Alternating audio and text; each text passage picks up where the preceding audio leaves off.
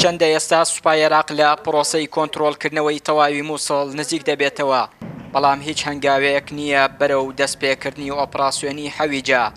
فەرماندەیەکی پێشمەرگە دەڵێت چاوەڕێی عێراق دەکەن بە هەمانگی ئۆپراسیۆنە دەست پێ بکەن.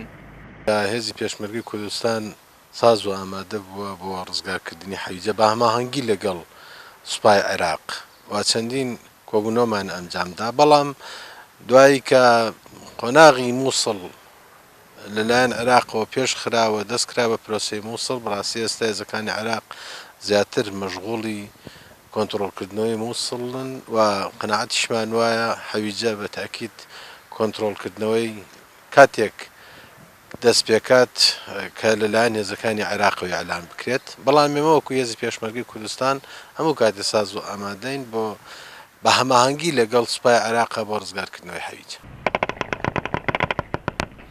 هەر بە پێی زانیاریەکانی پەیام پێشمەرگە پلانی کۆنتڕۆڵکردنی ئەو بەشەی پێی سپێردراوە تەواو کردووە، بەڵام چاوەڕێی فەرمانی فەرماندەی هێزە چەکدارەکانی عێراق دەکات بۆ جێبەجێکردنی. چاودێرێکی ئەمنیش دەڵێت حکوومەتی عێراق دەوێت لە دوای مووسڵ بە هێزێکی زەبەلاحەوە بێتە ناوچەکە و بیکاتە فشارێک لە سەر ئیدارەی کەرکووک. بەرپرسی ڕاگەیاندی مەڵبەندی کەرکووکی کۆمەڵی ئیسلامیش دەڵێت کورد دەبێت پلانی تەواوی هەبێت بۆ مامەڵە لەگەڵ مەلەفی حەویجە و دوای ئازادکردنی.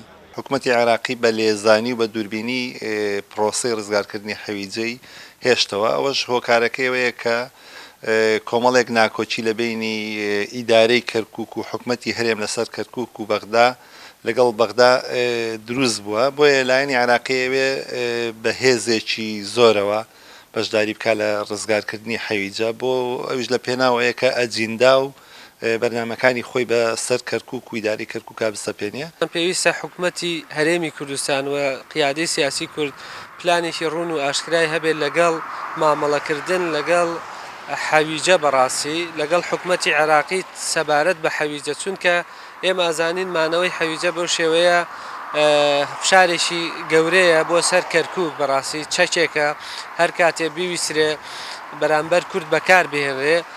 حەویجە جگە لەوەی پانتایەکی فراوانی هەیە لە هەمان کاتدا ناوچەیەکی تەواو سونە نشینە و لە ڕابردوودا چەندین گروپی چەکدار لەو سنوورە دروست بوون، بۆیە پێناچێت ئازادکردنی وە ئاسان بێت و پلانی هێزە ئەمنیەکان بە ئاسانی لەو سنوورە جێبەجێ بکرێت.